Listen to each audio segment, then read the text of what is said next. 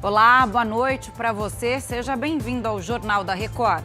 O governo prorroga a lei de incentivo ao esporte e libera verba para transporte gratuito de idosos. Aluno de 11 anos é ferido por bala perdida dentro de escola no Rio de Janeiro. Em Minas, garoto de 10 anos morre após desafio em rede social. A partir de agora, no JR.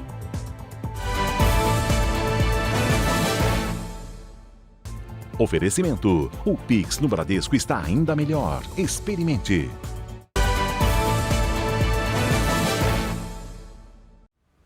Um estudante de 11 anos foi atingido por uma bala perdida dentro de uma escola na zona oeste do Rio de Janeiro.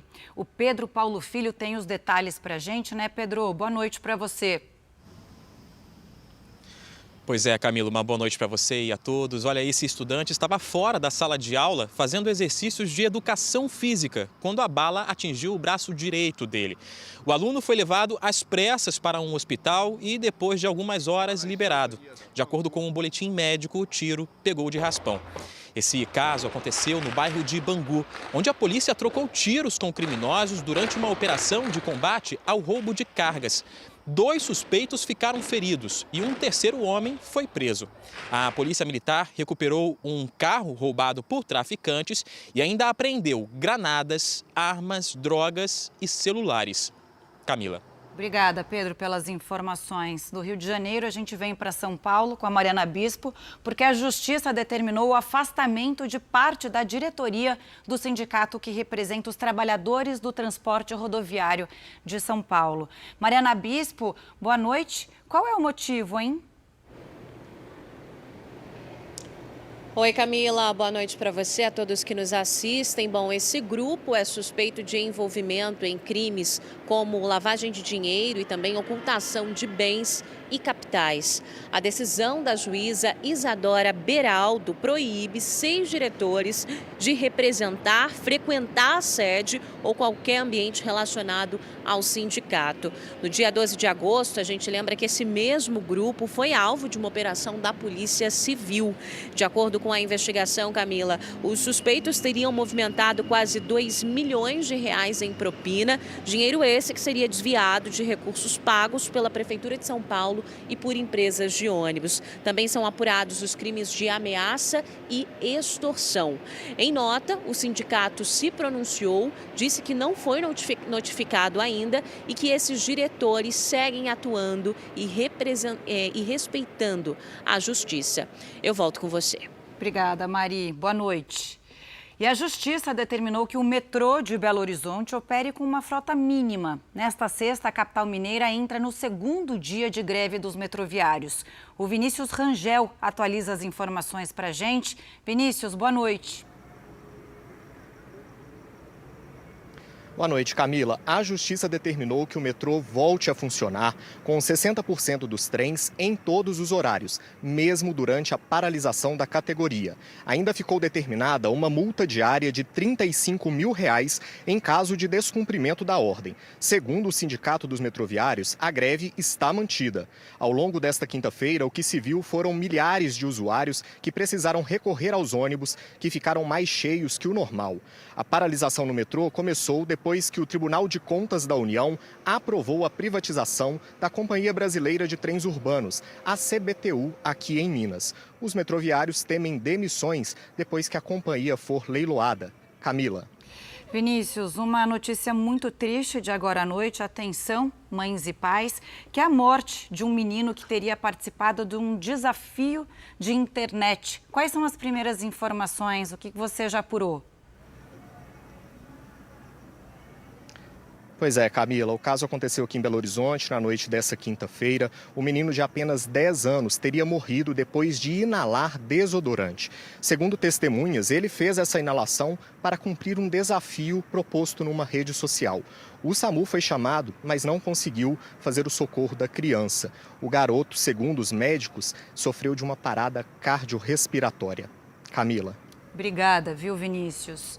Agora a gente vai para Brasília. O Palácio do Planalto sancionou nesta quinta-feira a prorrogação da Lei de Incentivo ao Esporte até 2027.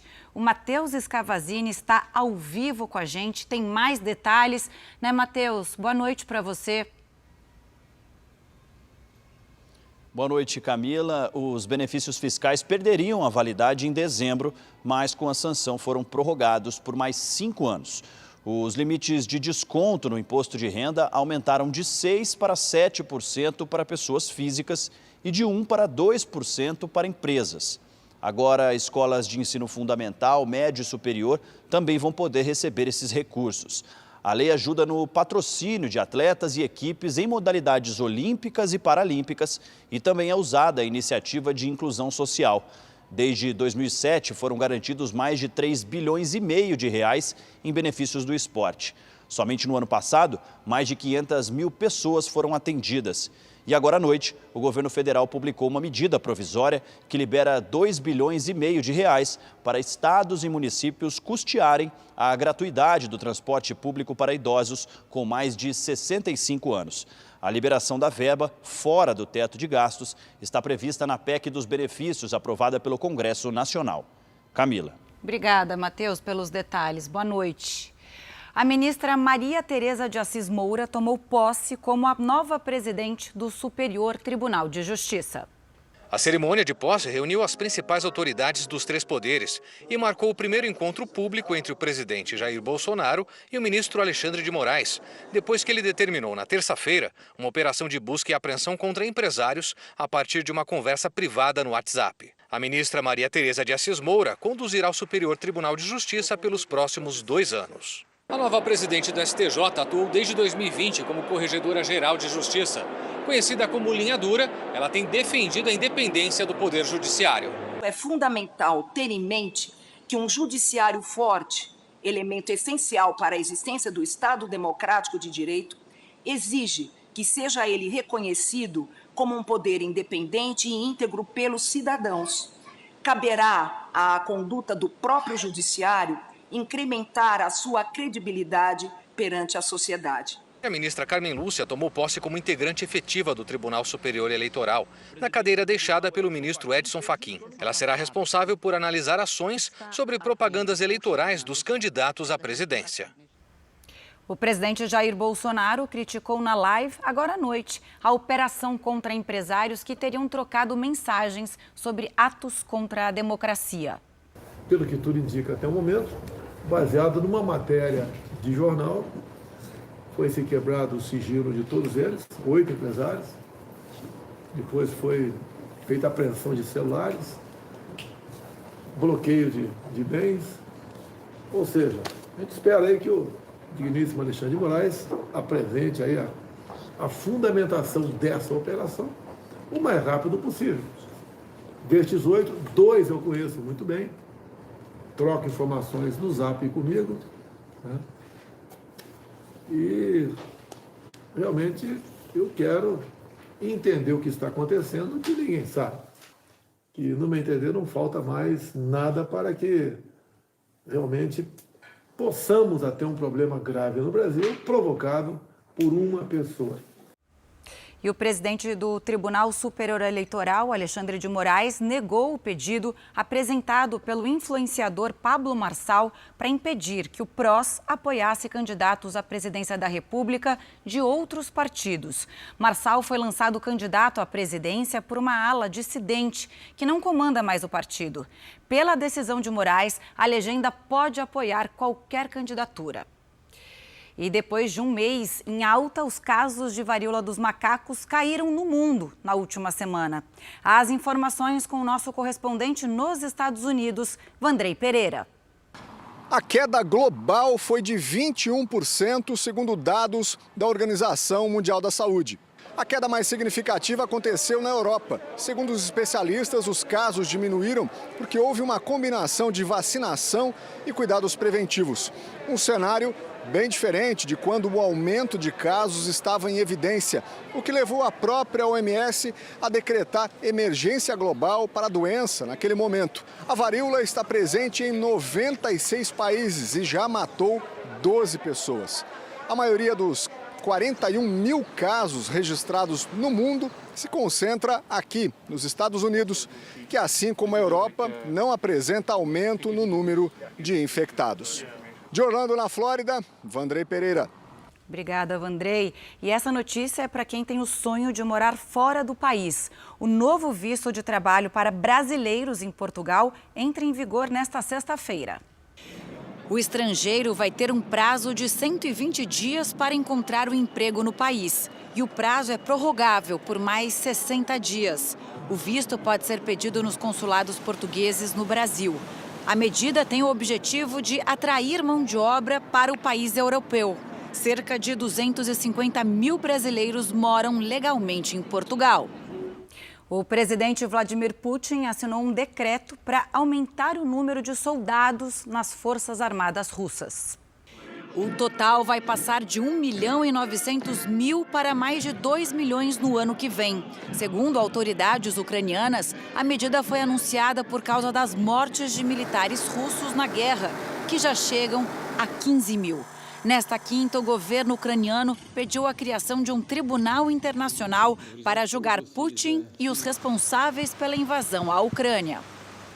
As enchentes no Paquistão já provocaram pelo menos 900 mortes. O repórter Eric Klein traz os detalhes.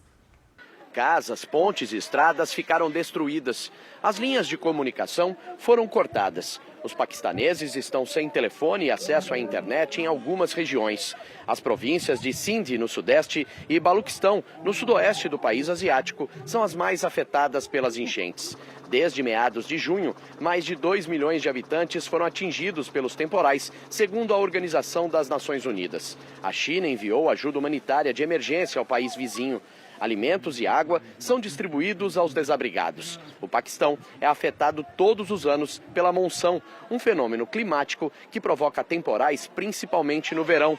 Mas as chuvas de agora são consideradas as piores dos últimos 30 anos. O governo paquistanês classificou de catastrófica a situação no país. E não há previsão de uma trégua. São esperadas mais chuvas fortes para o fim de semana. De Tel Aviv, Eric Klein. O resgate de 10 trabalhadores presos numa mina no México pode levar até 11 meses. O governo mexicano já relatou a situação para os familiares dos mineiros e admitiu que não há perspectiva de encontrar algum trabalhador vivo dentro da mina. O acidente aconteceu em 3 de agosto, quando uma parede desabou e inundou o local.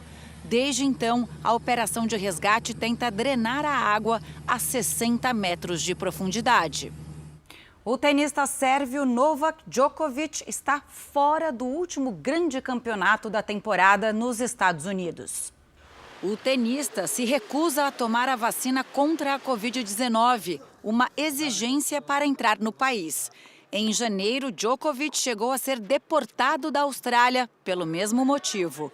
O sérvio, que já esteve no primeiro lugar do ranking mundial, hoje está na 6ª posição. O US Open começa na semana que vem.